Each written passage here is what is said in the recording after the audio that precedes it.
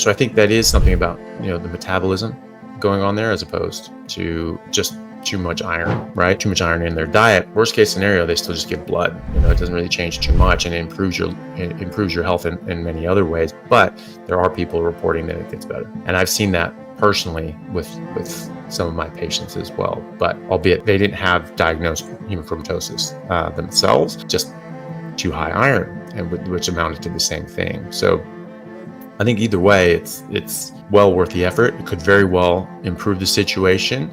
Worst case scenario, we'll start here with the first super chat from Russell Sheridan. Thank you very much for that, Russell.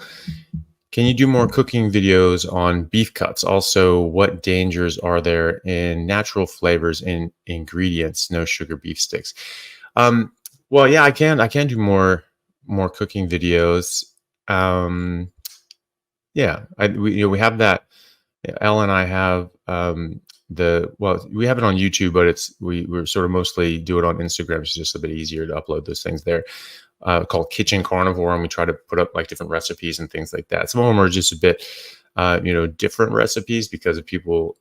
People say like, "Well, I want something different than just meat," and so we sometimes will do slightly different videos there, and they'll often incorporate dairy and things like that. So, but there are many that don't have dairy, and so anyone who doesn't do dairy can still find recipes there. But yeah, just doing normal cooking, like doing roasts, doing briskets, different steaks, things like that. Preparing different sorts of meats, it can be good as well. So yeah, we can look into that. As far as natural flavors and ingredients, that's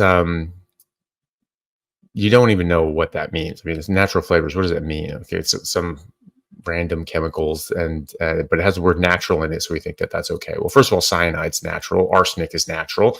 Lead is natural. Tigers are natural. I mean, not everything that's natural is safe. And so just putting natural in there is a bit of a marketing ploy. And so it's natural flavorings. If you go on YouTube and things like that, you'll have a lot of different people talking about the natural flavors and what that actually means. Even news productions. I think there was like 60 Minutes did something on natural flavorings. They say stuff is just they sort of try to extract like little flavor chemicals and things like that. If I remember correctly, the flavor chemicals from different natural things like oranges. Okay, well, how do we get this orange taste? And they try to replicate that in the lab, but in a way that's this food science is it's very technical and sciencey, but it's not about making things better and healthier for you. It's about making things more palatable and saleable and addictive. It tastes good and you want more of it. And as they said in this one thing I saw, that they wanted that really good, strong burst of flavor at first. You get that, wow, that's amazing, but not last long. They want it to go away quickly so that you want more, so that you eat more. So you get that big bang, good taste, and then it goes away. And so, that's sort of the idea there. But it's some of these things, I mean, they're just manufacturing these random chemicals that sort of taste like natural things like oranges or whatever. So it's not necessarily natural. It's not necessarily good for you. I would tend to avoid those things. There's also like imitation flavors, which are just sort of funny. And there's one that's like technically carnivore, but I don't think you'd find me eating it, which is it's like imitation vanilla flavor or something like that. I don't remember exactly what they call it, but it's sort of a faux vanilla flavor. And that's the extract of the anal gland of a beaver. How the first person figured out that tasted like vanilla, I don't know. Frankly, I don't want to know. That's information I can do without. And but someone figured it out, and now they're putting it in your food. So if you have these natural flavorings or artificial vanilla flavor or whatever, I mean, it's technically carnivore, but you won't catch me eating it. So good luck with that. But yeah, I just try to avoid anything that the ingredient isn't meat, eggs, or something like that, right? If it has an ingredients list and it has ingredients on it, you're already sort of in negative territory there. So just stick with whole meats if you can, and that's going to be the best way to go. Okay. Thank you, Damien, for the super chat. Greetings. I read some research online indicating that the oils in canned fish products are oxidized. Those in water more so than those packed in oil. Can canned fish really just canned fish really just canned poison? So I don't know about the ones in canned fish. I have only heard about the fish oil supplements. So just little pills of fish oils, and that's because when you extract it out of the animal, or you get the oils out of the plant, they can oxidize. The unsaturated fats, so the monounsaturated and polyunsaturated, they have a double bond. The monounsaturated have one double bond. The polyunsaturated have multiple double bonds down the chain, and so those double bonds are a point of attack and oxidation. So they can, other molecules want that energy, so they pop that bond and bind to them, right? So they'll oxidize them, and they'll turn them into harmful actors potentially. So the omega-3s are also unsaturated. They're monounsaturated fats, very long chain monounsaturated fats, like DHA and EPA, like 20-22 chain fatty acids with that one double bond, and that can oxidize, and that can degrade. So if you extract that out of the fish and you put that into a tablet, you see different reports. But at one point I saw, I read somewhere that they were saying it was like as much as 70% of the fish oil supplements were already oxidized and nasty by the time they hit the shelves. Now, how long does one of those bottles last? Quite a long time, right? If it's like 200 pills in there, you're taking one a day, that's most of the year or much of the year. And the odds of that being unoxidized that whole way through. I mean, if it's oxidized by the time it hits the shelf, if a lot of these things are oxidized by the time they hit the shelf, the ones that aren't oxidized by the time they hit the shelf are almost certainly oxidized in a month or two after you get it back home. So it's probably not best to do that. But I hadn't heard that about canned fish. Maybe I hadn't heard that though, one way or the other, so I'm not sure. But if you do get it packed in oil, I'd be very careful about that, because it's often like sunflower oil and other nasty seed oils, which are definitely oxidizing and not being great. So yeah, I would be curious about that. I'm not sure. I mean, like, would it be, in canned fish, they can sit there for a long time, so maybe the oils can go rancid, but unfortunately I don't know on that one. I haven't really seen much on that. I would be surprised though. Like, normally when the oils are still in the meat of the animal, it's pretty good, because it's sort of trapped in the cells, and just it's not really being exposed. It's not being exposed to air. It's not oxidizing, but usually it's not getting to a point where it can degrade. So I would be surprised by that, but unfortunately I don't know 100%. Free camping in a van, man. Thanks for the super chat. I eat 1 pound of ground beef, 1 ribeye steak, and 4 ounces of butter every day. Is that enough fat and protein for a 150-pound male? Well, possibly. It depends on where you're coming from. It depends on if you're in a nutritional deficit going into this. People that haven't been eating very well, and their body need a lot more nutrients, can need a lot more food. The thing is that I don't think that people need to just go out and eat a certain amount of fat, or as much fat as they want, or whatever. It's you just need to get enough fat, and you need to get enough protein for your body, and that's going to differ for different people.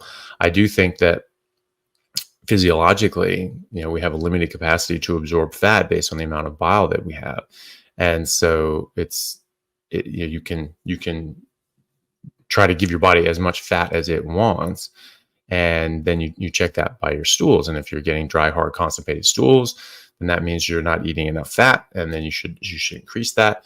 And if you're getting diarrhea, you can just pull it back. But the thing is, you're only going to absorb a certain amount. And so the idea that say like, well, you can eat too much fat, I don't really see that. I don't see that making sense physiologically, because we just don't absorb it past a certain point. And bile is an expensive resource that your body makes, and it doesn't make sense to just waste resources like that to make a random amount of bile that does that for nothing else. It doesn't make random amounts of stomach acid. It doesn't make random amounts of other molecules and things like that throughout the rest of your body. It doesn't make a random amount of insulin. It doesn't make a random amount of pepsin. It doesn't make a random amount of amylase and lipase and all these sorts of things. So they make your body does this in a very controlled manner, because it's trying to get a specific job done to exacting degrees, and it is extremely exacting and careful. Otherwise, if it's just random and just wasting resources, you're not going to survive. Like, that species is going to die out. And so we're still here, and so we should see very exacting amounts of products being made, like bile. So it could very well be that that's enough for you, but you don't need to guess. You just eat until your body tells you to stop. If you're eating what your body biologically naturally designed to eat, you should be able to listen to your hunger signals. I mean, people can detract and say whatever they want about our natural way of eating. Oh, just because we've been eating that way for 2 million years doesn't mean that it's a good way to eat. I'm like, okay, well, that's dumb, first of all. Second of all, this is, when you tell people just eat naturally and just eat what sounds, what tastes good to them, and they do that by the millions, and it gets exactly the right result, and they, get taken exactly the amount of nutrients that their body needs to maintain a healthy, lean body mass and improve their health. I mean, that's a proof of concept there. I mean, literally millions of people doing this and doing it in that way, eating intuitively, and it just works. And all these other people are saying, well, you have to do this exact thing and blah, blah, blah, blah, blah, blah, blah. And it doesn't work for the vast majority of people. What are we denying here? I mean, you're literally just denying the reality that's in front of your face. So I think that you just eat fatty meat until it stops tasting good. You listen to your body. You don't force feed yourself. You never eat when it's not nice to eat.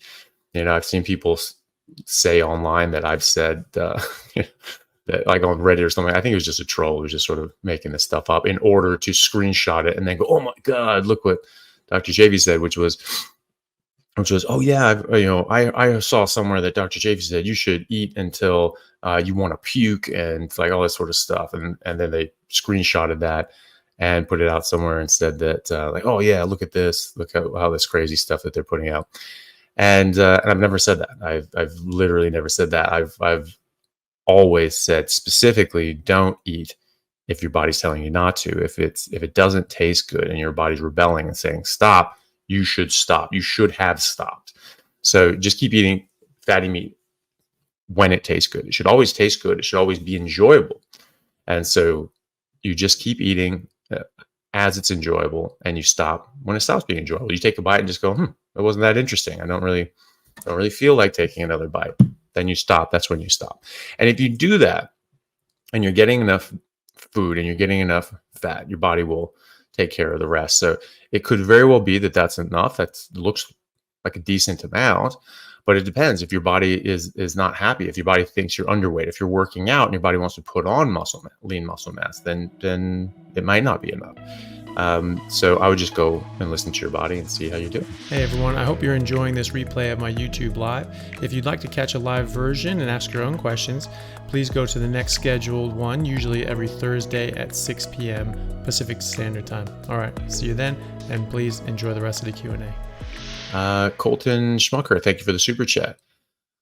I've stopped drinking after being a heavy drinker for a while. Really good job. That's awesome. My liver, kidneys, heart are a little damaged. Fatty liver, will carnivore help to heal? Yeah, it absolutely can. I mean, and the main thing that's going to help your body heal is getting off the alcohol, which you've already done. So that's fantastic. That's really a great job. getting off that can be very hard to do. And, especially when you get to the point where you're damaging your body, that's obviously very difficult to do. So really well done there. Really just avoiding these harmful things is what's going to help. And the reason one of the main reasons I think that carnivore helps people is that you're eliminating out all these other things that can cause harm, and you're just giving your body what it needs and what it's biologically designed to have. And that's what it comes down to. We're supposed to, animals eat what they're designed to eat in the wild, and that's when they do best. And when they don't do that, they don't do as well. And so if we do that, we'll do best. Fatty liver is absolutely caused by alcohol. It can also be caused by sugar.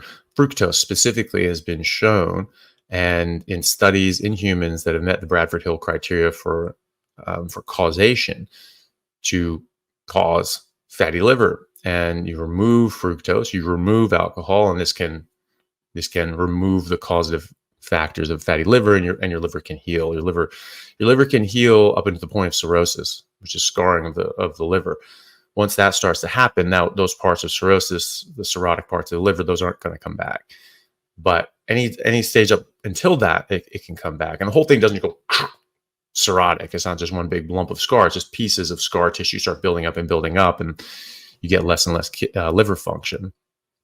But if you are at the fatty liver stage, you still have time to reverse that, and it can, and a lot of people do. And so you just eat as cleanly as possible, and just eat meat as your body tells you to. Exercise, especially anaerobic exercise, so weightlifting, sprinting, those are the best things for you, and those can also help improve your health metabolically. Fatty liver disease can be a sign of metabolic dysfunction elsewhere. I mean, it is. And this can go along with fatty deposits around your heart, in the abdomen, visceral fat, pancreatic fat, fat in your muscles called myosteatosis, which is really just marbling in humans, right? It's the same principle. We give a bunch of grains and sugar and alcohol to beef to fatten them up and get all that marbling, like Wagyu, and I think, was it Kobe beef? Sometimes they'll give them like beer or sake and things like that. And this helps with that marbling and depositing fat where it's not supposed to be. We get that too.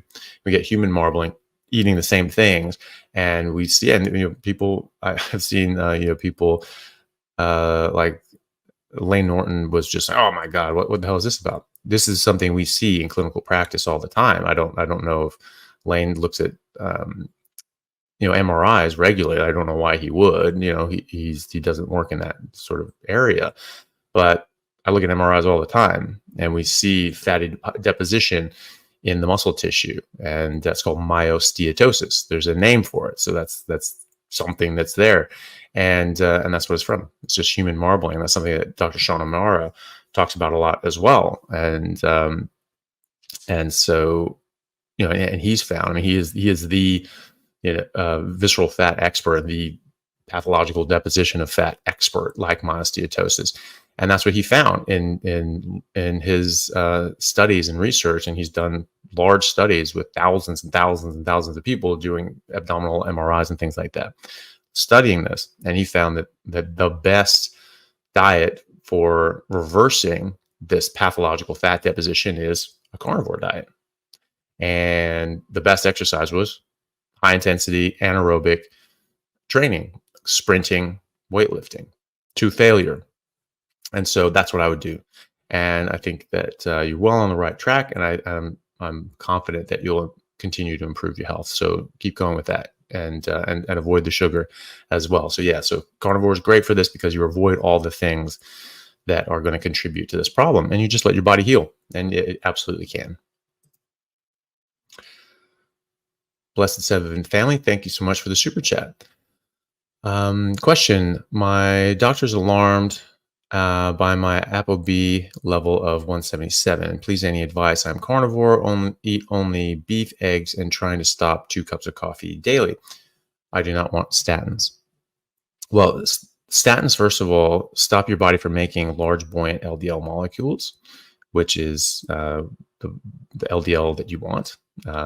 And so there are over 100 different particulate sizes of LDL. The large buoyant ones are generally recognized as the ones you want. That's why your body makes them. They can get damaged and glycated and have problems and things like that, and potentially be an issue down the line. But that's from glycation, that's from oxidation, that's from doing things to them. And the statins don't stop that. They just sort of interrupt your body making the large buoyant LDL. So that's first of all. Second of all, ApoB is a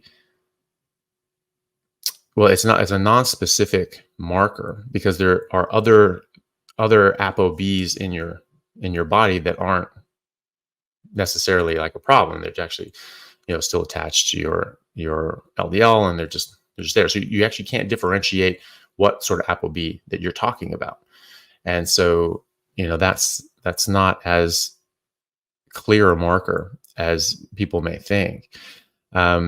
There are others that go into a lot of depth about this, which is why I've never really felt the need to myself, which is like Dr. Paul Mason has a great little 5-minute clip. It's on YouTube where he's talking about ApoB. So someone might be able to link that in the chat. It's just Dr. Paul Mason talking about, ApoB and talking about this, how this is actually a very non-specific test. It doesn't really give you all that much information. So if people want to know more about that, I would take a look at that. And there's a lot of reasons that these things can change, and they're not necessarily negative. And so you can look into them further and see how you're doing otherwise. It is funny, people reverse their diabetes, reverse their metabolic syndrome, which are all very high risk factors for developing heart disease. Diabetes is like a 10-fold increased risk of developing heart disease, which is up there with smoking. Metabolic syndrome is about 6-fold increased risk. And then the small, dense LDL particulate pattern, which is the small, dense, damaged LDL molecules, which statins don't help reduce. That is a 1.7-fold increased risk for heart disease. So if you're doing something that reverses diabetes, reverses metabolic syndrome, you're reducing massive, massive risk factors for heart disease. The same thing that reverse those actually lower your SD-LDL as well and give you more of the large buoyant LDL, which really aren't a good marker for heart disease at all. And so, it really does matter. The rest of the story. The devil is in the details. And if you get focused on just very myopic on just one marker, you miss the forest for the trees. And so it is funny that you have people go to their doctor and they improve in so many other ways, and then they'll have one marker that says, "Oh, that's a little off." Shut it down. Okay, go back to the other thing where you had all these other problems and your health was a mess, and that you felt like garbage, and your metabolic health was going in the tank. That it doesn't quite follow. That doing something that improves your health so dramatically in so many ways, improves your risk profile in so many ways, is inherently dangerous and bad for you and is going to kill you. Doesn't really make sense, does it? You're improving your health, you're getting better objectively in all of these different markers, and they're saying no, but it's going to kill you. Okay, maybe, but it's a bit odd that would be the case, that something's making you extraordinarily healthy in all of these ways and directly reducing your risk factor for heart disease is at the same time increasing your risk for heart disease. It's like, is it though? And that's the problem. Like we've been fed a story and fed a line that we know is not true, and yet it's just still clinging on for life. And I think that you have to reevaluate the situation. You have to look at things from a more holistic point of view and look at all of your different risk factors and markers. And you're saying like, wow, all of these things are improving. Okay, well, there's this one, and maybe that's a risk factor, but all these other risk factors have been reduced dramatically. So on the aggregate, where are we here? So for me, I don't get too concerned about that. I don't look at my own cholesterol as an indicator for my relative risk of heart disease, apart from my HDL and triglyceride levels. That's what I look at for myself. And my HDL is very high. My triglycerides are very low. And that means I have pattern A LDL, and things are good. That means I have the large buoyant ones. I don't have the small dense ones. I don't have metabolic syndrome. I don't have diabetes. So I would consider myself extraordinarily low risk for heart disease. I mean, heart disease is a very recent addition to our lexicon. You know, like the first heart attack, the first myocardial infarction diagnosed on autopsy in America was in 1912. People say, oh, well, we just didn't notice it before then. You people don't study history, and you don't know the first thing about medicine, because everyone was doing autopsies. You're doing autopsies, dissections. Everyone, all the time. And so if you described something new that no one had seen before, you get your name in the books. This is Alzheimer's disease. That's named after Dr. Alzheimer's, who first described that disease pattern in the early 1900s, I think 1902. There was nothing that existed before that by any different name that was Alzheimer's dementia, right? He was the first person to notice that, going, hey, this is weird. This is different.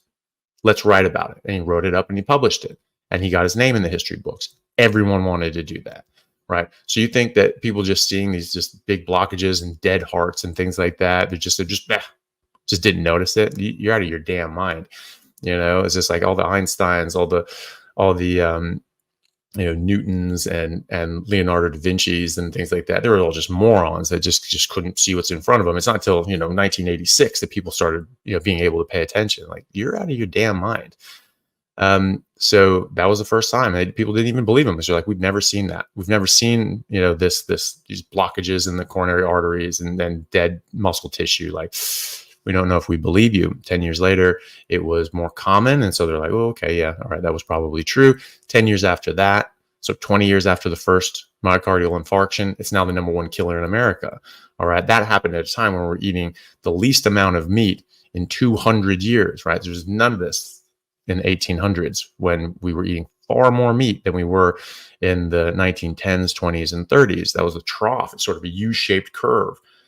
And so we started eating more meat after that, but it was already the #1 killer, while meat was was at the lowest point. So it just doesn't make sense to me. It doesn't follow. It's literally not even associated. There's no association between meat consumption and saturated fat consumption and heart disease. There just isn't. And the Journal of American College of Cardiology published a massive paper in 2020 looking at all the randomized controlled trials and meta-analyses and all the top data and evidence on saturated fat and its relationship to heart disease. And they found no association between saturated fat intake and cardiovascular disease, but they did find an inverse association between saturated fat intake and stroke. So the more saturated fat, the less likely we're to have a stroke. The less saturated fat, the higher your risk of stroke.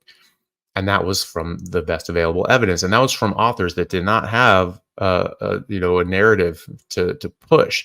They were actually authors on major papers condemning saturated fat and cholesterol previously. And now this is sort of them saying like, oof, actually, we got that one wrong. Sorry, guys. This is actually a better way to look at it.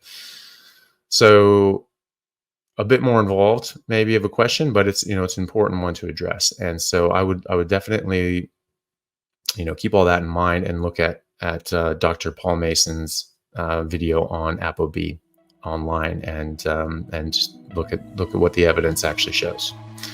Hey guys, just want to take a second to thank our sponsor, Carnivore Bar. I don't promote many products because honestly, all you need to be healthy is to just eat meat. For those times that you're out hiking, road tripping, or stuck at work and you want a nutritious snack that is just meat, fat, and salt if you want it, the Carnivore Bar is a great option.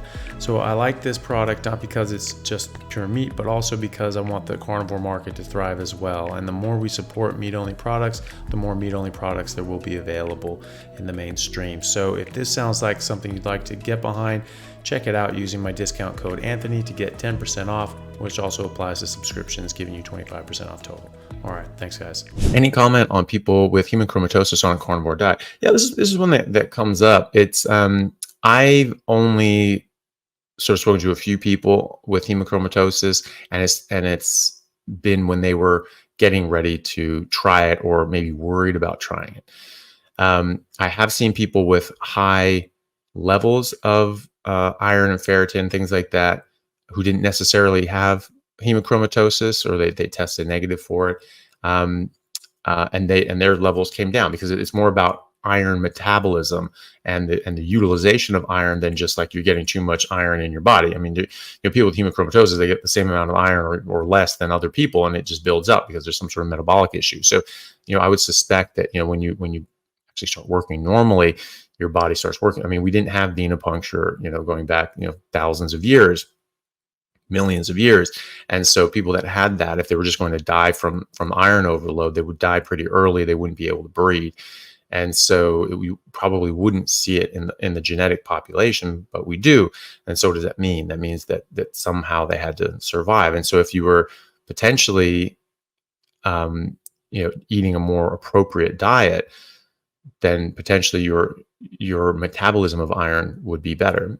And I certainly have seen that in patients that I've had, and I've been able to test their labs, and I've seen, literally just had one Tuesday that had that, and they normally had very high ferritin, iron levels were always elevated, and so they just gave blood regularly, but they tested negative for hemochromatosis, but still the effect was the same, that they still had sort of iron overload, and they had to donate blood for that. And they didn't test, they went carnivore, and so they didn't give blood, and they didn't test it for like 5 months, and came right down all on its own. So I think it's more of a metabolism thing. Now, I'm people doing hemochromatosis and things like that and talking about it, that's still anecdotal, but it is good information. And so you at least get an idea of what's going on for other people. And I know that Dr. Sean Baker has with Rivera Health, I mean, they've got a database with well over 12,000 people in it. So they've got a lot of good data points there. And he said that he has seen people with hemochromatosis improve. And so it actually doesn't get worse. So I think that is something about the metabolism going on there, as opposed to just too much iron, right? Or just, too much iron in their diet. Worst case scenario, they still just give blood. It doesn't really change too much, and it improves your health in many other ways. But there are people reporting that it gets better, and I've seen that personally with some of my patients as well. But albeit they didn't have diagnosed hemochromatosis themselves, just too high iron, and which amounted to the same thing. So I think either way, it's well worth the effort. It could very well improve the situation. Worst case scenario, they still give blood, and their life improves in 1,000 other ways. So it's still worth giving it a go. Shotgunette, thank you very much for the super chat. My number 1 and number 2 both smell like ribeye. And I sweat a lot at night. It makes me think I'm eating way more than my body can absorb. Should I eat less? Well, maybe. I definitely don't. Like I said earlier, you definitely shouldn't force feed yourself. Some of these things do come through. I don't know why number 2 is smelling like ribeye. I think that's probably a good problem to have, because you just certainly don't. You'd rather have it smell like ribeye than number 2. So, but that is interesting. I have heard that with like pork, like when people eat a lot of pork, or like pork shoulder. I mean, that can definitely change the smell of your urine, and it can be a very strong odor. But I haven't heard that with ribeye. I certainly haven't experienced that with ribeye, but maybe it's just something you're just sort of a bit sensitive to, and it's a bit different than what you've experienced before, and so maybe that's what's going on. I don't think necessarily it's that you're eating too much, unless you're force feeding yourself. If you're eating a lot and you're eating more than your body wants, and you're just shoveling it in anyway and sort of force feeding yourself. I mean, some people say, well, it takes me like 2 hours to finish a steak. Okay, well, then you were done 2 hours ago. You should stop when your body's telling you to stop. And that, if you have to force yourself to eat, then obviously your body is rejecting it and saying, please stop this now. And so as long as you're not doing that, I don't think you're eating too much. It's just sometimes just some of these chemicals get through and maybe change the odor of things, but I don't think necessarily you're eating too much unless you're force feeding yourself. So I would just keep eating intuitively, and if your body's saying yes, that's good, keep going. If you're only eating what we're designed to eat, that principle should apply. It applies to every animal on Earth. Why wouldn't it apply to us? So, and it does seem to. So I would just go with that. Alan Hall, thank you for the super chat. There's no question attached, but maybe one down the line. Common Dog, thank you very much for the super chat. Hi, Dr. Chaffee. Heart surgery 10 years ago, 37 now. Mechanical aortic valve. Sorry to hear that. I'm glad you're doing okay. I'm doing well though. Obviously 10 years down the line, you're doing well.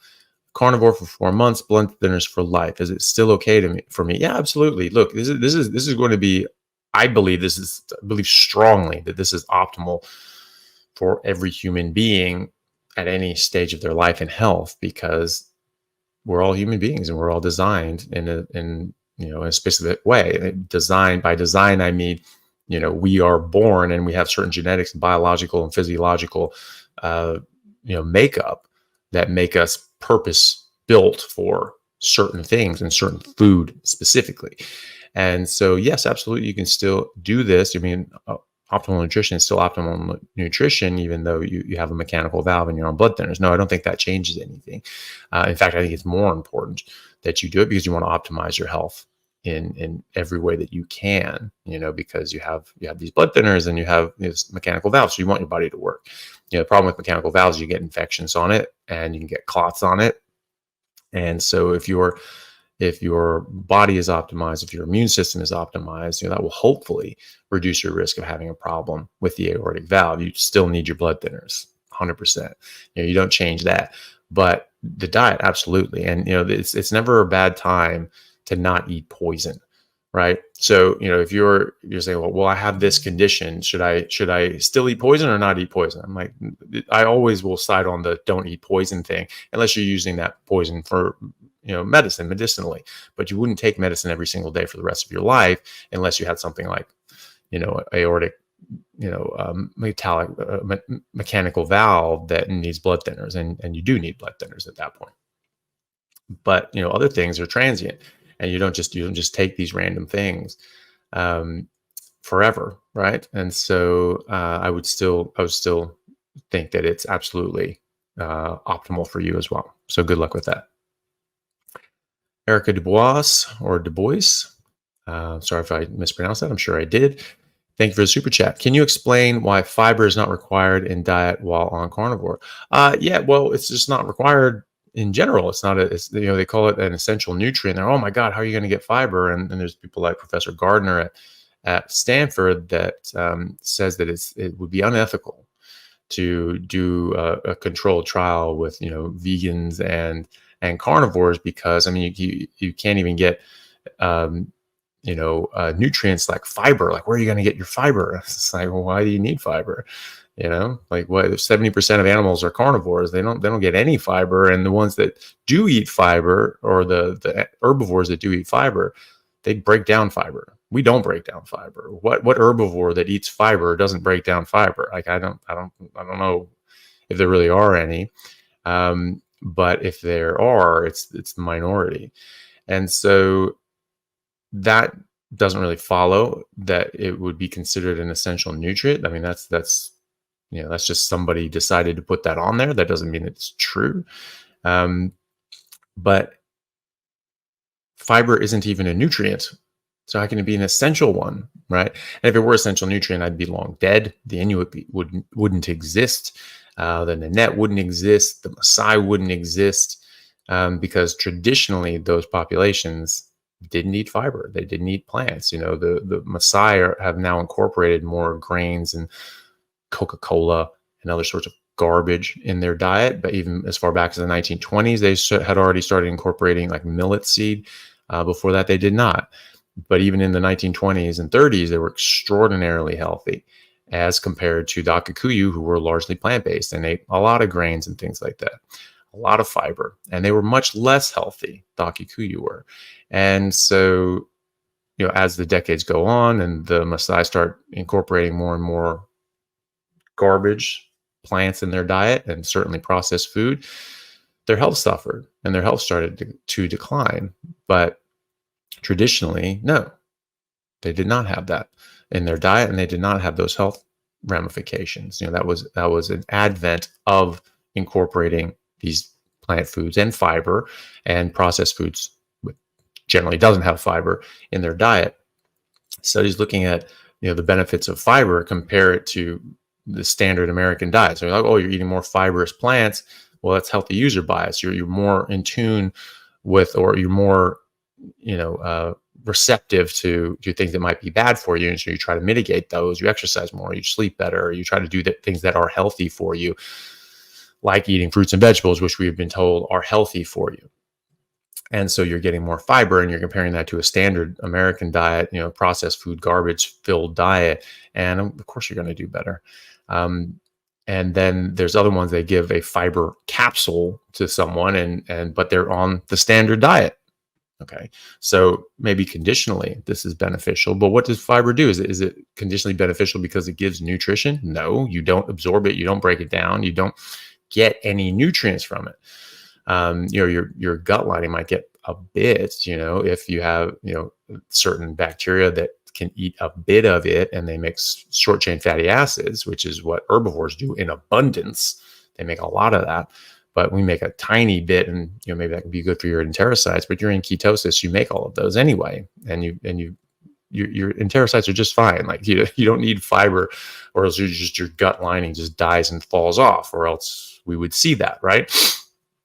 And then people are given these fiber capsules, and they improve in some ways. And then you do a meta-analysis of these things. And wow, this helps with blood pressure. Okay, but then you look at some of the studies, and I've unfortunately had to do this because it's you got to. But I do it so you don't have to waste your time. But go ahead, check.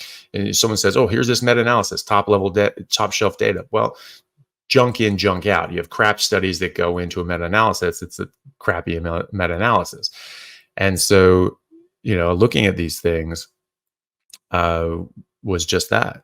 I saw that they had these things where you just gave them a fiber capsule. They were all eating crap diets before that, where they didn't say it. So you're assuming that they're, you have to assume that they're eating a standard approach. So you just do the normal breakdown by demographic, and then you add a fiber capsule to that. Well, what does fiber do? It actually stops you from absorbing certain things. It can reduce absorption of nutrients by up to 30% by some accounts.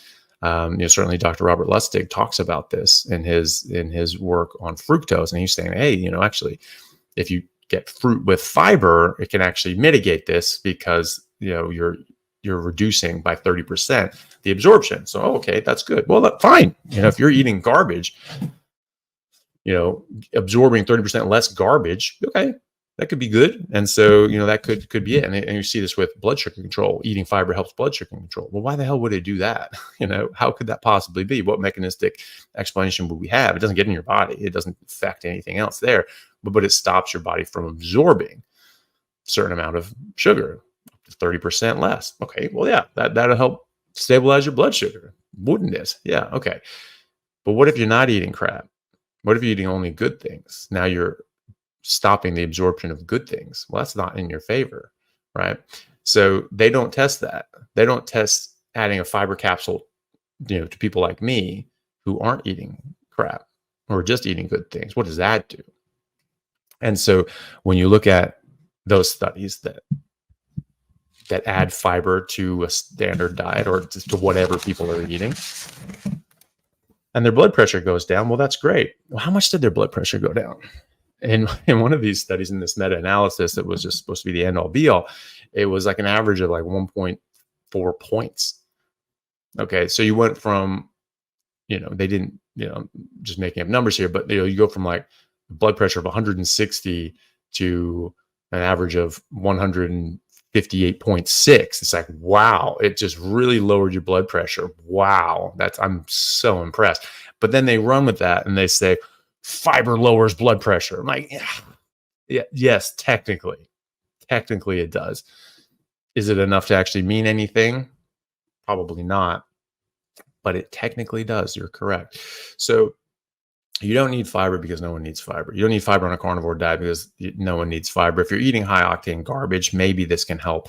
But there's a great video lecture really that's up on YouTube from Dr. Zoe Harcum, who I've had on my podcast recently, which is great. So if anyone who hasn't seen that, do look that up. It's fantastic.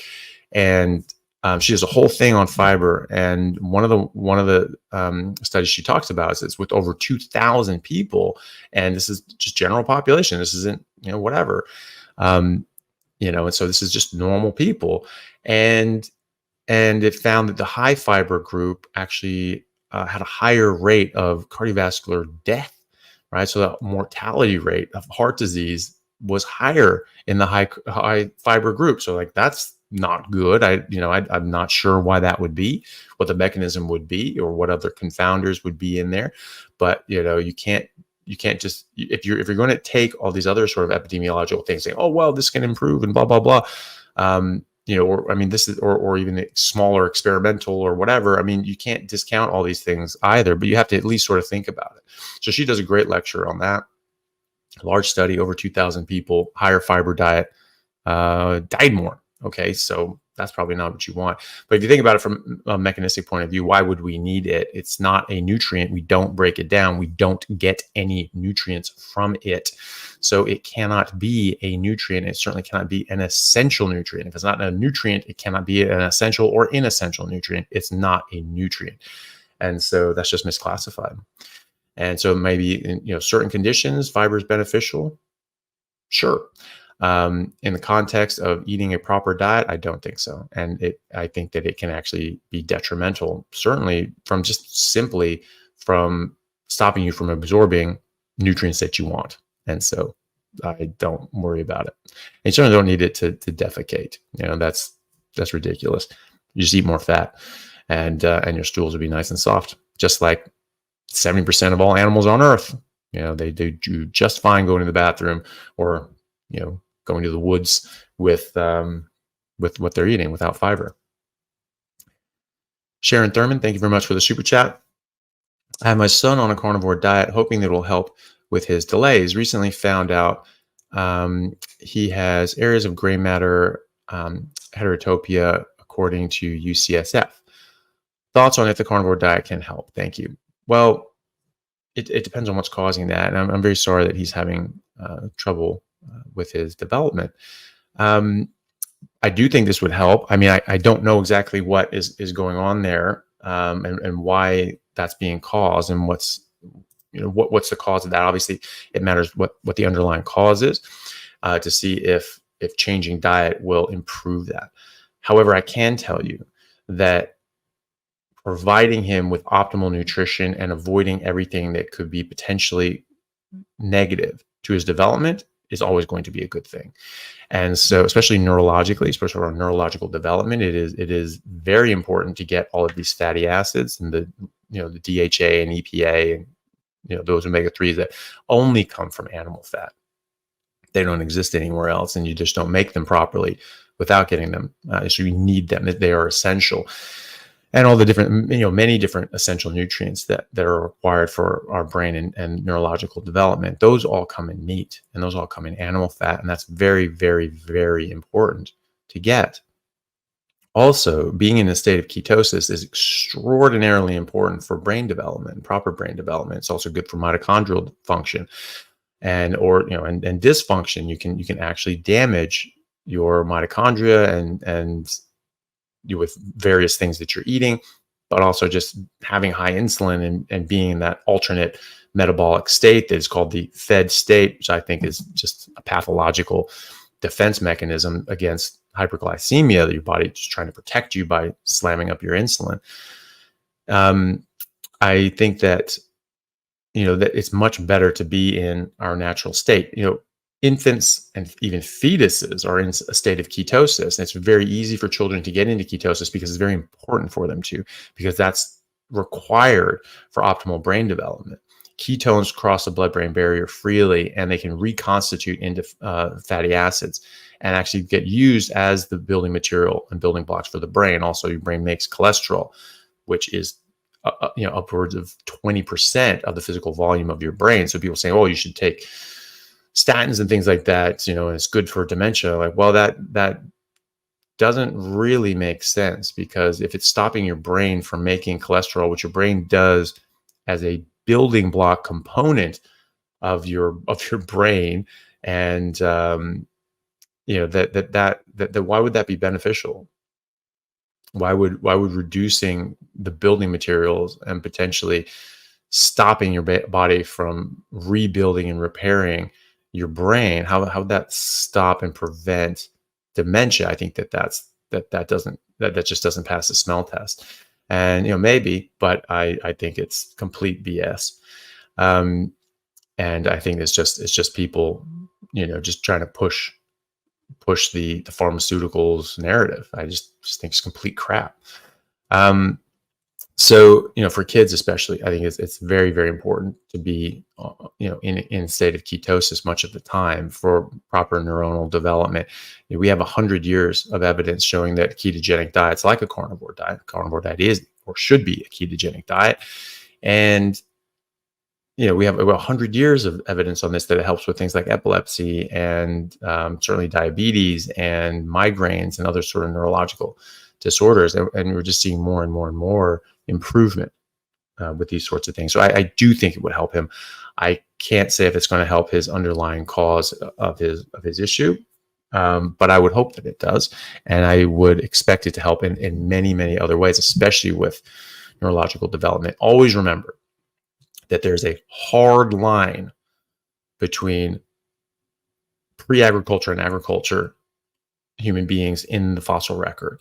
After agriculture, after they started eating more plants, their height, adult male height, dropped by 5 inches. That's the same disparity between the Maasai and the Akikuyu, by the way. Exactly the same. It's 5 inches adult male height. And the adult male brain capacity dropped by 11%. Adult female brain capacity dropped by 17%. So that's a hard line. That didn't take hundreds of years or thousands of years. That was bang, immediately. And so that is brain development. Your brain is not developing properly. It's not growing to its specific genetic design. And so that's negative, isn't it? And so, that's indicative of the brain not developing properly, the neurological system not developing properly, and just the amount of brain that you have isn't, if that's being curtailed, if that's being not allowed to develop to its potential, what else in your body and what else in your neurological system is not developing to its potential? Are those connections not developing properly? Are there other sort of underlying mechanisms that are maybe causing this issue that your son is having? That could be at play there as well. I'll read you a passage from, I have it pinned to the top of my Instagram channel, but it's a picture of sort of two skeletons. It's a picture taken from a textbook from Cambridge University. And it shows the differences, the disparities. It's very clear height differences, and it goes through all these different sort of things. Their jaws are smaller, teeth are crowded and crooked, and not getting wisdom teeth, or rotting teeth, signs of poor wound healing, signs of infection like tuberculosis in the spine for the first time in the fossil record. You don't really see it really before that. Now you're seeing it a lot after that in post-agricultural communities. And it's something that Dr. Salisbury found in the 1800s, that people that were eating more agrarian-based lifestyles long before processed sugar and processed seed oils and processed food industry existed. And he found the exact same thing. He found all these problems, like post-agricultural people just had more problems and were more susceptible to tuberculosis specifically, and getting autoimmune diseases, etc. And he contrasted that with Native Americans, who were much healthier, much taller, much stronger, much better teeth, much healthier in general. They're just eating meat. They live much longer too. And so that was quite interesting as well. And now, since they've been taken off their natural diet. The bison were all killed off, which I think was a Pyrrhic victory in the Indian Wars. I think that did a lot more harm than was, I mean, we were doing it to win a war, but I think it's just an absolute loss for everyone that happened. So that's very unfortunate. And one of the major things is it made the Native Americans in the plains of Great Plains of America, they had forced to start eating agricultural crap, and now their health is severely affected. And they were there's a study in 2001 showing that they were the tallest human beings in the 1800s when they were just eating bison. They were the tallest population of humans on Earth, right? Average height of a population denotes the average health of a population. Now they are not the tallest population of humans on Earth. And so I haven't been able to find exact statistics on that, but they certainly, aren't, the highest average population height on Earth that I could find. And so that's already, again, 5 inches down. That's what happens. So I'll read this passage from this textbook in Cambridge, and from a professor at Cambridge. And this is about pre and post agriculture. So it says, when populations around the globe started turning to agriculture around 10,000 years ago, regardless of their location and regardless of the type of crop, a similar trend occurred. The height and health of the people declined. Skeletal analysis suggests that these Neolithic peoples experienced greater physiological stress due to undernutrition and infectious disease. Okay, so that's what happens when you eat plants and you don't get enough of the meat that you actually need. And so that is happening to our development. That's curtailing our development. We're not growing as tall, or our brains aren't developing as fully. And I think that this is unmasking a lot of underlying genetic issues that would normally be covered up because we have normal development, we have normal nutrition. And then when that sort of gets screwed up, then all these other sorts of problems pop up, and without that, I think that they'd probably be fine. There's a lot of things that have your genes load the gun, but environment pulls the trigger. So you have a genetic predisposition and an environmental trigger for it, and that's a lot of these illnesses. Hopefully that's the case with your son. Hopefully that's the case, and you get rid of the environmental trigger, you get proper nutrition, and that hopefully that helps him develop. And so again, long answer, but I think an important one. And good luck with that. I really wish you both the best, and hopefully this helps. And please let me know how he goes in the coming months. That would be I'd just really like to know how he does anyway. So thank you, and good luck with it. Meet Keto Mexf Warrior, MECFS Warrior. Thank you very much for the super chat. Thanks so much, Dr. Chaffee, for what you just said about eating intuitively. Makes sense to me. Okay, good. I'm glad that makes sense. It certainly makes sense to me. It makes sense to every other animal. And so, we should be able to live intuitively, live naturally, and just go by these natural instincts. We have these senses. We have vision, we have sense, we have smell and taste. And here we have these things for a reason. They're important. They're the 5 major senses.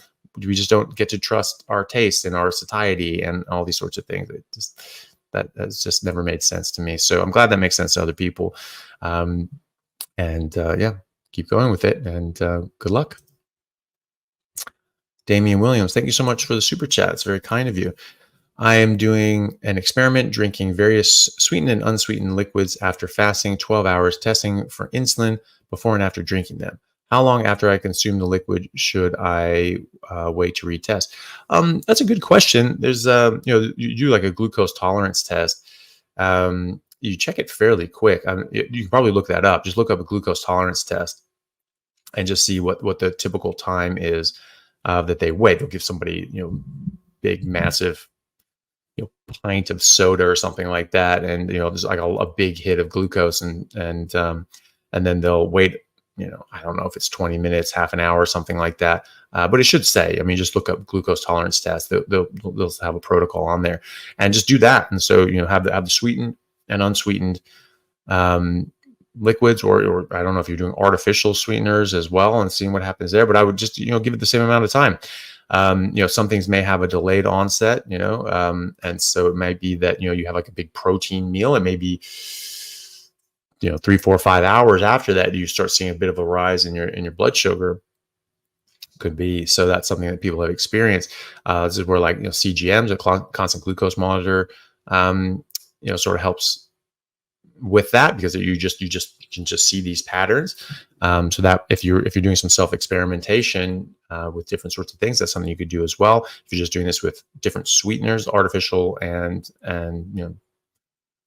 carbohydrate driven, then I would just go by the glucose tolerance test and see what their protocol is. I forget exactly what it is off the top of my head, because I've never done it. It's just something you learn about in medical school, and then only do if that's your particular field of interest. But either way, you don't necessarily even apply that. You just tell someone, go do this, and they go to a lab or something like that, and they get it checked out.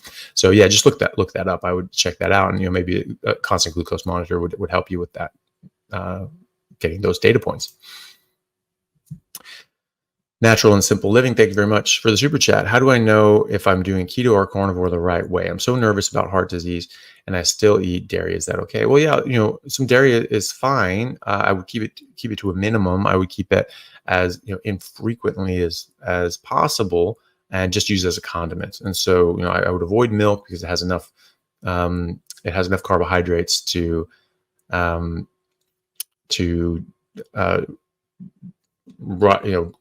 lift up your insulin and throw you out of your metabolic state that you want to be in.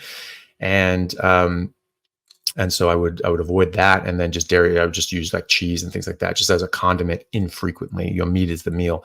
If you do it the right way, if you're healthy and if you're doing well and you're feeling good. And I do have a video answering some of these questions, like, carnivore for beginners. It's like getting started on carnivore diet, like carnivore for beginners.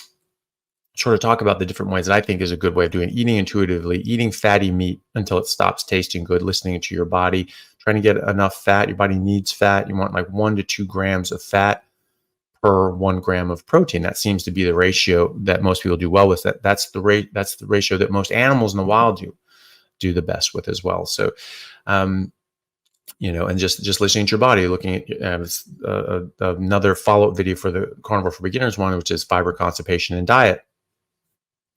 And this tells you how to figure out how much fat you're getting, if you're getting enough. If you get dry, hard, constipated stools, you're not eating enough fat by definition, and you need to eat a little more to satisfy your body's desire to absorb fat. And then you have a bit spillover, and it keeps things soft. And so those are the major things I would look for. Just make sure you're eating enough. It's very easy to undereat on a carnivore diet. In your profile picture, it looks like you're a mom that has a baby. So, you need to feed yourself. You need to make sure that you have enough nutrients so that you can make milk if you're breastfeeding, but also just so you can be a present mom and have enough energy and vitality to be with your kids. So make sure you're eating enough. It's very easy to undereat on a carnivore diet, which is why you go by taste and you relearn your hunger signals. So eat fatty meat, try around that proportion, see how it affects your stools and adjust from there, because everyone's a bit different.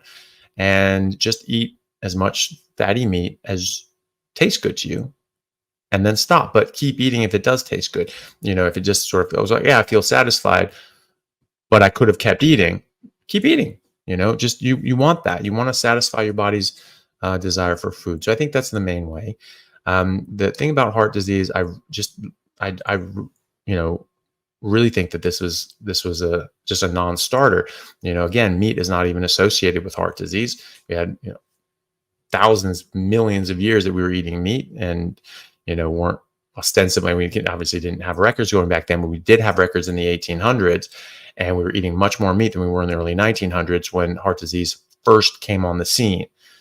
And none of it did not have any of those things. And it certainly wasn't a major killer. And if meat was a direct cause of this in the early 1800s, it should have been the number one killer of people back then. And because we're eating more meat in the early 1800s than we were throughout most of the 1900s up until more recently, in the recent decades.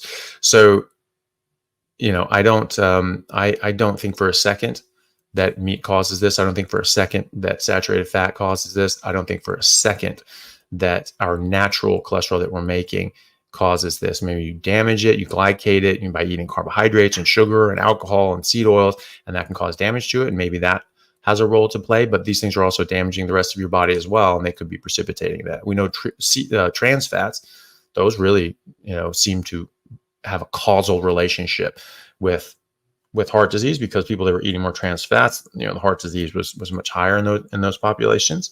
And so, your body just had never seen trans fats before. They don't exist in nature.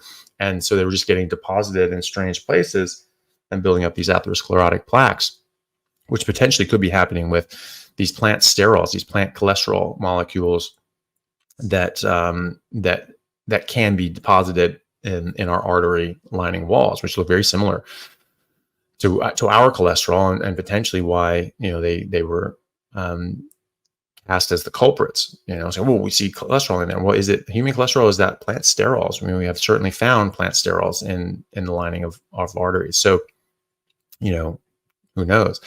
But the cholesterol model of heart disease, we know that the origins were fraudulent. We know that the origins were from the sugar companies paying off Ansel Keys, paying off various professors from Harvard and elsewhere to push this narrative, when there were studies coming out and evidence coming out showing that actually there's a direct correlation with sugar consumption and heart disease, which was a brand new disease in the 20th century. And so we know that's well documented. That's this matter of historical record. And I never even thought that people could contest that. That's just history, and that's published. We have their internal memos. We have their contracts. We know what they got paid. And then people are saying, "Oh my God, you conspiracy theorists about the sugar companies." I mean, I was talking to someone about it the other day, and they're just like talking about how this is like a conspiracy theory. Like, this is a matter of historical record, and you not knowing that is just your own ignorance. And if you have seen that and you've seen these publications, that they've done that, then that's just your denial of reality. So this is not what we've been told that it is. And the Inuit, who ate a lot of meat and a lot of fat in the early 1900s, really didn't get heart disease pretty much at all. And then it started creeping up, but they were still well under what the rest of the population of Canada, for instance, was experiencing with heart disease. And even up until the 1990s, they had much lower rates of heart disease. I thought maybe it was genetic. They had genetic protections, and they found that nope, actually they have pretty much all the genetic risk factors for developing heart disease. And like, okay, we don't know what the hell is going on, because these people eat a whole bunch of fat and meat, and that definitely causes heart disease. And they smoke very early. So they on average smoke, I believe, from 8 years old. So they're smoking very young, which is definitely a risk for heart disease. And yet they were getting less heart disease up until the 90s. And then in the 2000s, 2010s, are like, oh, why is everyone saying that the Inuit have less heart disease? Oh, we just studied them now. Now they have more heart disease. Oh, this is bullshit. Okay, idiot.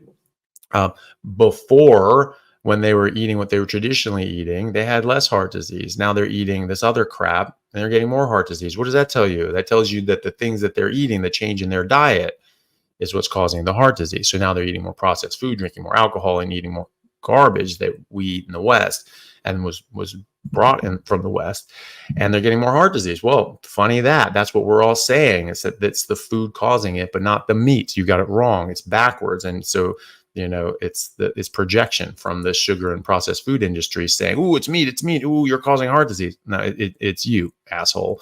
So, that's what that shows. And the Inuit are a testimony to that, right? So like when they're eating their traditional diet of just fatty meat, they don't get heart disease.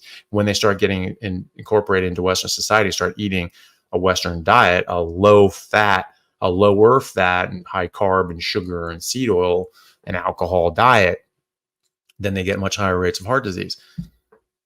Yeah, right. So it's not the meat then, is it? Because when they were just eating that, they weren't getting it. Then they did something else, and then the problems came. Okay, so it's that something else, isn't it? Right. So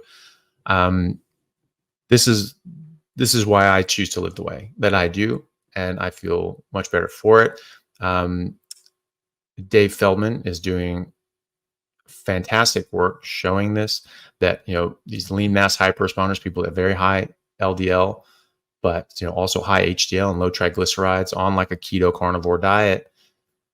And they've just published data showing that, like, yeah, it's actually, they're not developing heart disease. They're not actually getting atherosclerotic plaques or anything like that. This isn't actually doing anything negative to them. And so that's good. Also, you have to remember that just fasting, if you fast 12 hours for your cholesterol test, you'll get a certain cholesterol. If you fast 14 hours, your LDL cholesterol will be higher. Why is that? Did those 2 hours put you at risk of developing heart disease? Why would it? It's that you're not eating. It's just your body's doing its thing. This is a metabolic issue. So when you just stop eating for a number of days, your LDL shoot up. Well, it's a metabolic state. So when you're in a metabolic state where you're running on fat, you have to mobilize fat, move it to your body, move it to your liver, and make blood sugar and glycogen and ketones and things like that, so that you can run your body and have energy. This is why I have energy. It's why I'm able to do this. I'm not eating carbs, and so I make all the carbs I need. My blood sugar is normal. My glycogen is normal. And I replenish my glycogen faster than athletes who are sucking down sugar water. That's been shown this year now too. So, just not eating raises your LDL cholesterol. Is fasting a risk factor for heart disease? No. In fact, a lot of studies show that fasting is really, really good for you in a lot of different health markers. So hopefully that reassures you. Hopefully that helps you a little bit. Obviously you have to do what you're comfortable doing. And, stress is definitely a risk factor for heart disease. And so if you're worrying and stressing and freaking out, that's obviously not good. So, whatever you do, you should be doing something that you feel confident with and feel safe with for you and your family. And I hope that you do. I think that that's a carnivore diet. I think that's the best thing for you and your kids, especially for the kids who are developing. They're going to develop to their best potential, but whatever you do, you need to be happy with it. You need to be confident with it, and you don't want to be worrying about things. So, just keep looking into things and researching things, and looking at, Dr. Paul Mason, his things on cholesterol and heart disease, and Dave Feldman and Zoe Harcum, and, just people, and get both sides of the story. You can look at the other people saying the opposite, if you want to, and see which evidence you should do. You should always look at both sides of the evidence and see which one you think holds water, see which arguments you think are better. So good luck with that.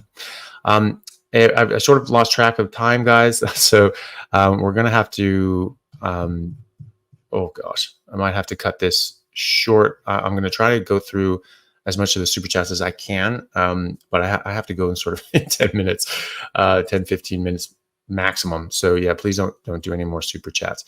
I'm going to try to do some of these things sort of speed round. So I probably, so I'm trying to get as many as I can. Stefano G, thank you so much for the super chats. Very, very generous of you. I use barbecue sauce with no seed oils.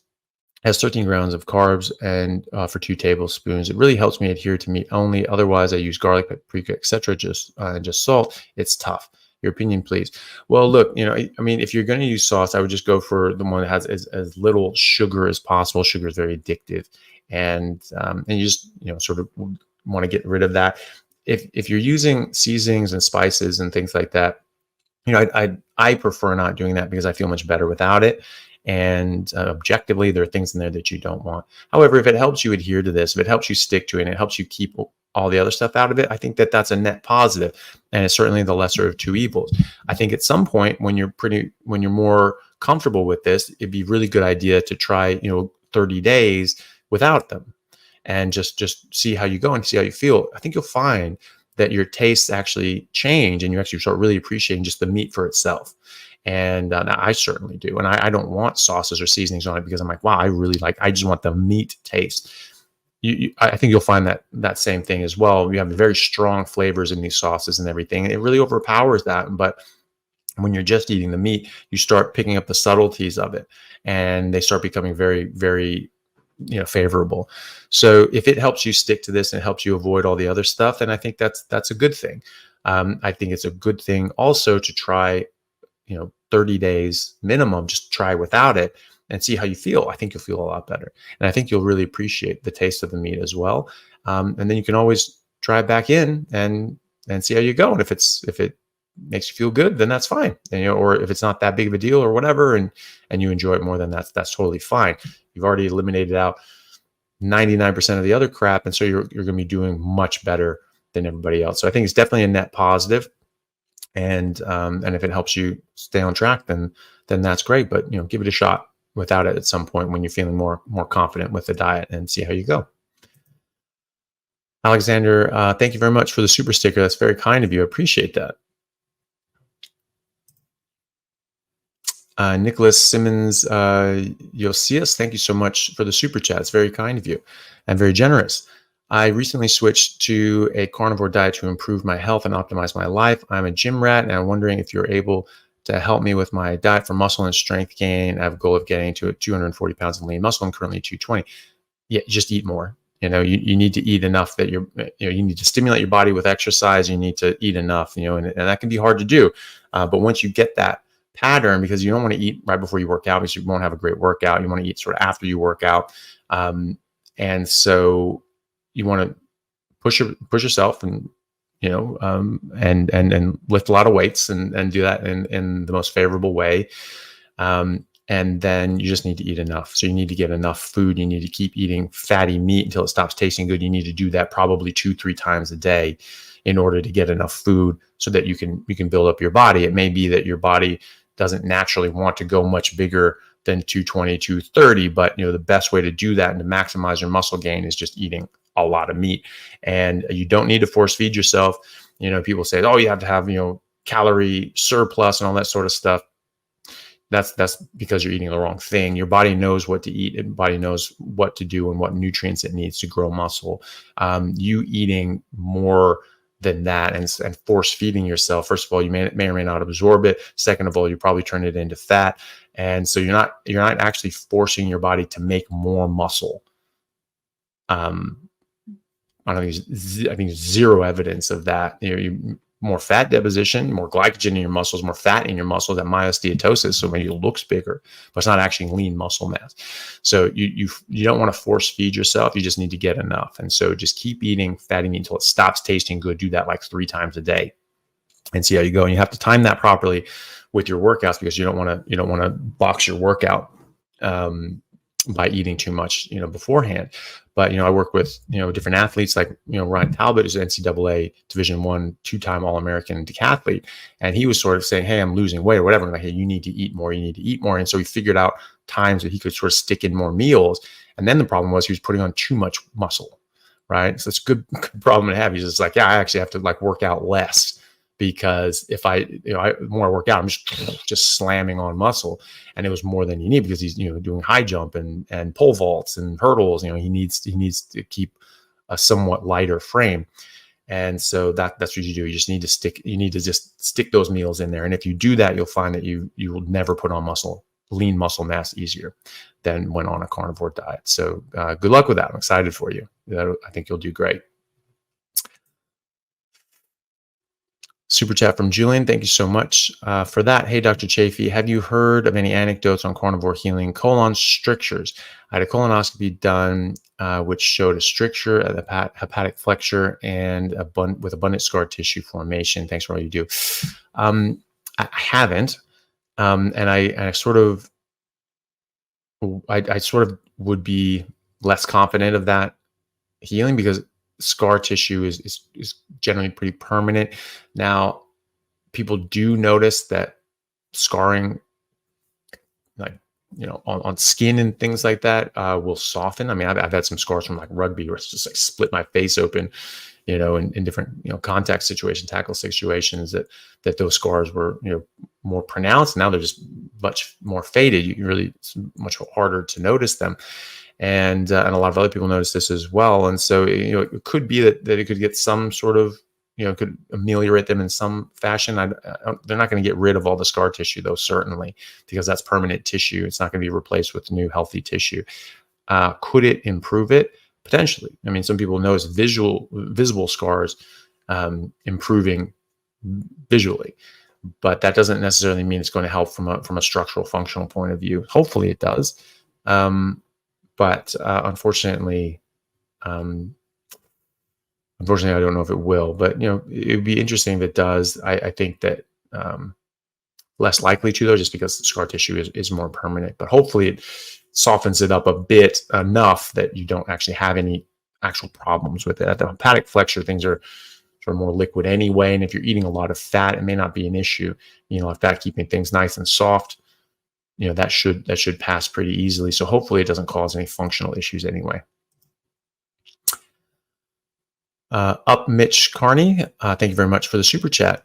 2 weeks into beef, butter, bacon, and eggs with under 30 carbs a day to start working towards 0 carbs. I've noticed daily bathroom has decreased to up to 3 days. Is this normal? Yeah, it actually is normal. You're absorbing 98% of the meat that you're eating or thereabouts.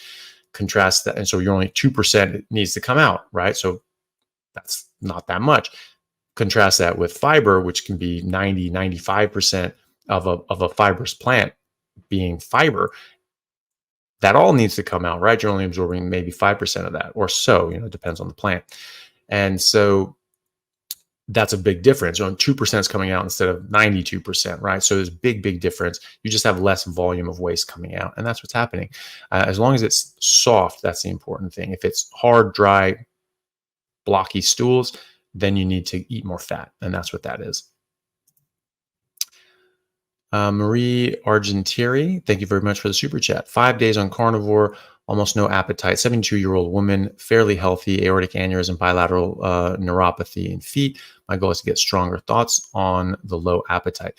So that's the thing. You need to relearn your hunger signals. It's very easy to undereat on a carnivore diet because when you're eating carbohydrates and sugar and things like that, it actually makes your brain think you're starving when you're not. So you get more pronounced hunger signals, and that is overwhelming. And now we just think, oh, that's normal. That's what hunger feels like. It's not. That's what starvation feels like. And so that's why it's so uncomfortable. And we're like, oh my God, I have to eat. Okay, you don't actually. We have plenty of energy in our bodies. Even people, unless you're extremely emaciated, we have quite a lot of energy, and we can go days or weeks without even catabolizing our muscles, right?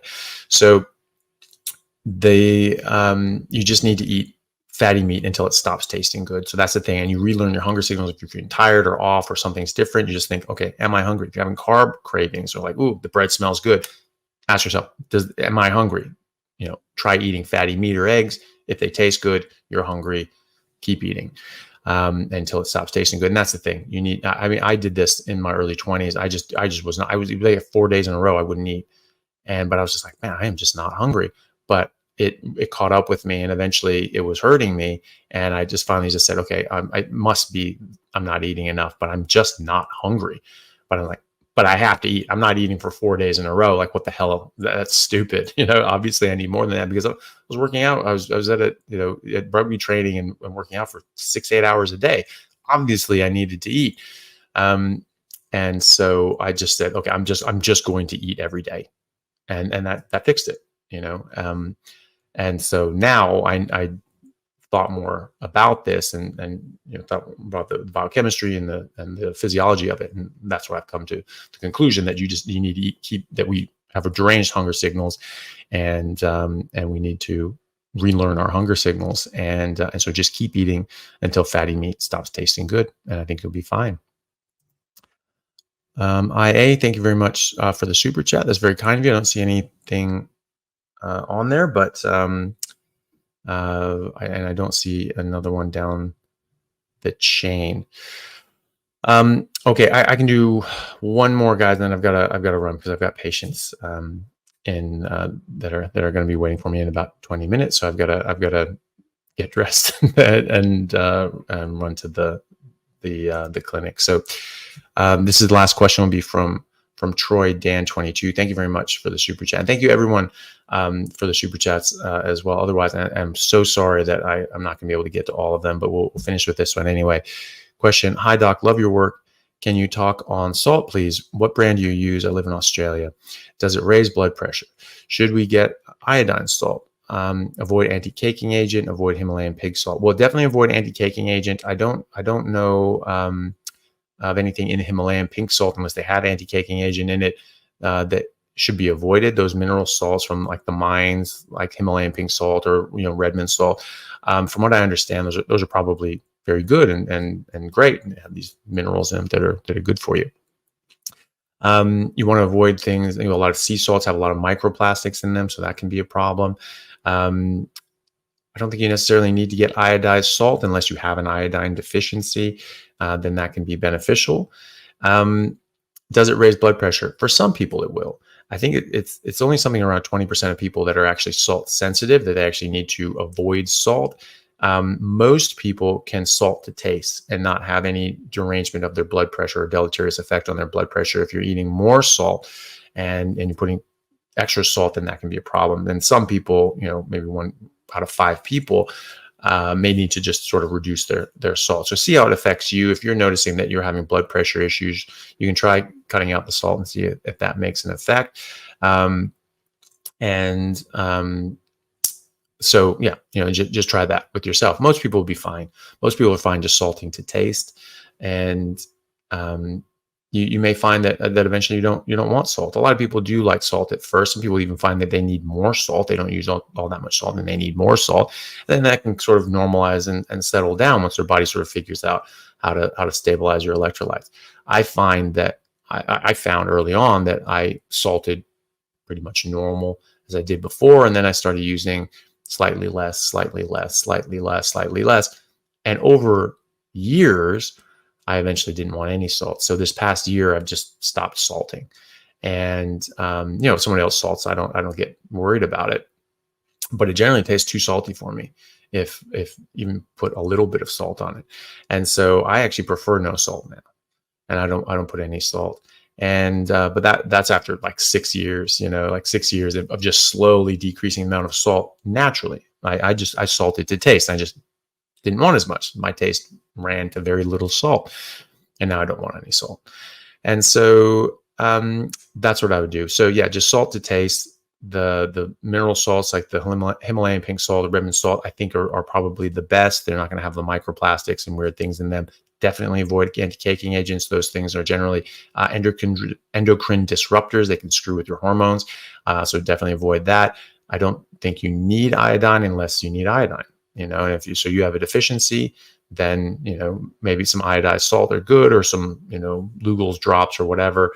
In some water. It can be quite harsh. Iodine is very caustic, and that's it. And just check your own blood pressure. If you have blood pressure issues, see if you're salt sensitive. Some people are. Most people will be just fine salting to taste. Okay. Thank you so much. I'm so sorry I didn't get to the rest of the super chats. I really appreciate all of you and appreciate all of the super chats.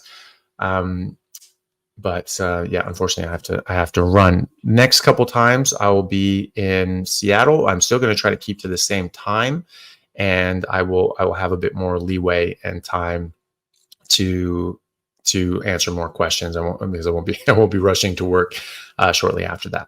So that should be able to sort of do some of the more longer question Q&A sessions and get to more questions then. So very sorry I didn't get to everything. Thank you very much for everyone for joining.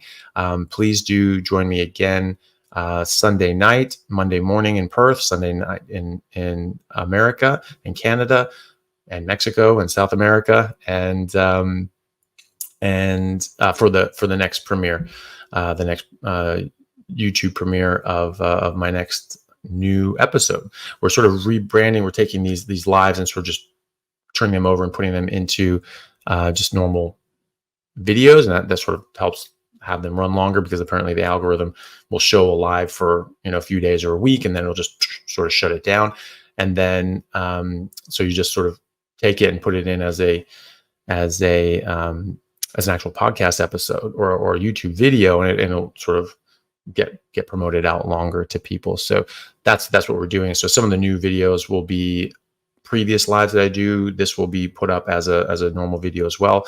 But then there'll be new videos out next week, 2 new videos out next week, one on Monday morning, Sunday night.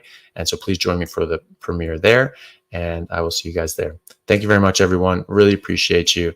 And I will see you next week, same time next week for the live, and I'll be back in Seattle, and we'll see you all then. Thanks a lot. Carnivore, you have to look at stress and get out other things in your environment, and cut out the beef, pork. No, sorry, not the beef. The pork, chicken, and farmed fish. Especially farmed fish is terrible. Just cut out the dairy for good measure. You just play it as safe as possible, and just go red meat and water.